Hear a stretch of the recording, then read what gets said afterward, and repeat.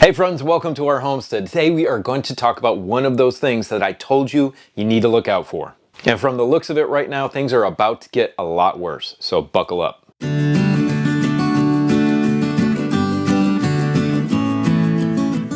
So we're back in the seed room, and being in here made me think of this video. We're starting some new seedlings for the garden for this summer. We're starting our cucurbits, cucumbers, we're starting squashes, we're starting zucchini, all the squashes, the melons, all of those. I'm super excited to start some things like this. This is called Hopi Gray Squash. I learned about this from my friend Chad over at Health and Homestead. If you haven't seen his channel, I'll link it in the description below. But this is the one squash that lasts the longest outside of being picked. So once you pick it, this can last up to 2 years, I think it is, in the house. And these are hard to find. I think I found these at Beyond Organic Seeds. So that was pretty much the only place I could find them. So I always tell you to keep calm and carry on, but pay attention. And one of the biggest things you need to pay attention to is economic news. Now there's some other news out there that I highly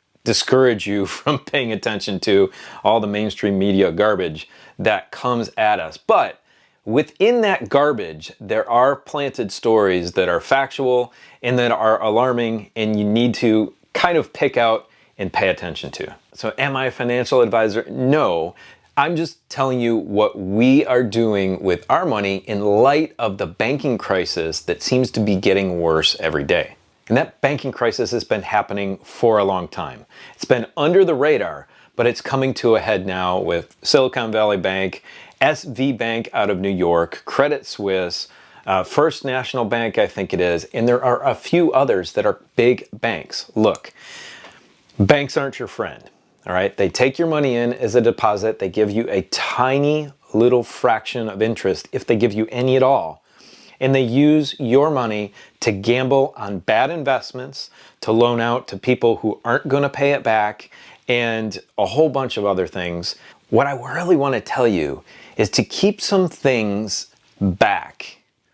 Hold on to them a little closer to chest that are of value, right? So the reason I'm doing this video is these seeds right here, all these seeds, they hold value. I could probably sell these or trade them to someone if there was a shortage in seeds, right? They're going to go up in value. They're valuable to me because they feed my family, right? And here, these are valuable right now. There's some of our eggs from our chickens. You can see our Rhode Island's barred rocks are really laying a lot right now. And these go up in value every day. They could drop in value, but they could skyrocket in value, right? That's another thing of value. Here's another thing of value. These, this is a Harbor Freight brand. It's their best one, I guess you could say, but it works perfectly fine. I've had my other set for years and years and years. I just needed a second. So these are of value. Is this of any value? Well, it used to be more valuable. It used to be backed by something that was incredibly valuable, which was silver and gold.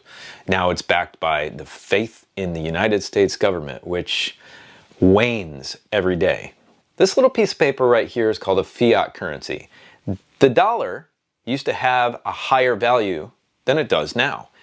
Right now, in 2023, it has about 2% of the value that it did at the beginning of the 1900s. And that is mostly due to gambling through a banking cartel called the Fed. What I mean by holding things back in value is maybe you've got a stash of seeds because they're valuable to you. Maybe you've got some eggs that you freeze dried because they are valuable to you. Those can feed your family. Maybe you've got tools to fix things around your house because that is a valuable thing to have when you can't find something out at the store to replace something that is broken in your house. So, is it smart to have a little nest egg at home, even though this is going to devalue? I say yes. I say do not put all of your eggs in one basket. So don't put these all in one basket. Don't have just one investment. Don't have just one bank account. Don't have just one of anything, right? diversify yourself. So if it's diversifying by taking some of these and bringing them home as an emergency fund, do that. I'm not telling you to go drain your bank account and stuff it in your mattress. That's not smart at all. What I'm saying is if you need some of these in an emergency and there's none left at the bank because the bank has gambled them all away, they only have to hold a certain tiny percentage of the actual dollars in the bank that they say they have deposits for. I can't remember what the percentage is. It might be 10%, 20%, I'm not sure. But if everybody decides one day on Twitter to go to their local bank because they're scared and everybody tries to take out money, that'll collapse that system really quick, and then you are not going to have access to anything like this. Now, maybe you will electronically, maybe you won't. But now look, Silicon Valley Bank out in California did not cater to you and me. They catered to venture capitalists and big tech companies and probably some of their employees. But the money that they lost will affect those companies. Though it'll trickle down if those companies go out of business because they don't have access to their cash anymore. Those people who are working at those companies will lose their jobs. Or the federal government can bail them out or put a backstop on it or whatever they want to call it. But essentially what that is, and they say it's not. They say it's not taking your dollars, your tax dollars, my tax dollars, and shoring up that bank because of their bad business practices, which is not capitalism at all. But that's what they are doing. They are shoring up those banks and calling big banks, say like Wells Fargo or Chase or other banks, Bank of America, too big to fail. Well, in a true capitalist system, you fail if you perform bad business practices. You and I probably don't have more than $250,000 in the bank, and the FDIC does cover that. So the little guy is covered at this point. If the FDIC remains solvent, which it's propped up with fake fiat currency anyway, but if you need to use that fiat currency to buy groceries, then you need it. So what I can see happening is the big banks who are too big to fail will eat up the little banks that are failing because they're doing the same practices, both of them. But if the little bank fails, the big one obviously has more capital and it can eat up the little one. So it's a very likely scenario in the next couple of years that there will only be a few very large banks that are backed by government. And that isn't capitalism either, all right? That is straight up fascism. Or you can relate it to communistic structure as well. Now, what are you going to do when that happens?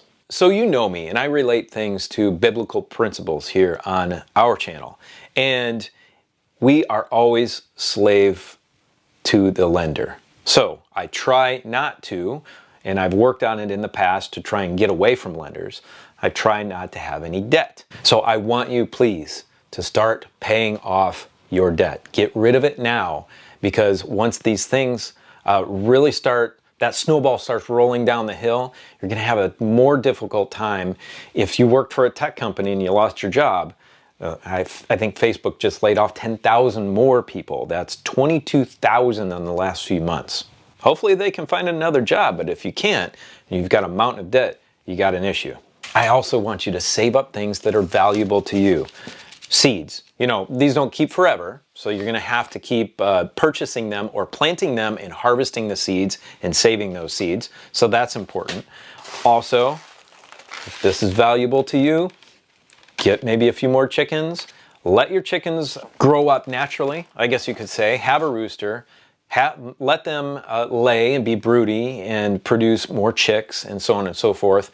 Let that natural cycle take place, and then you shouldn't have a problem with ever needing another egg if you need it. Or if you need something like this, go get an extra set. You don't need Snap-on tools, which are probably one of the best. Just go get some extra Harbor Freight tools. So it's also a biblical principle to invest wisely. Right? So the story about the talents. The one servant got one talent and he buried it in a field, And then the master, when he came back, said, how many more talents did you produce or gain? And he said, none. I buried it. And he called him a wicked servant. And the other 2 servants had doubled their money.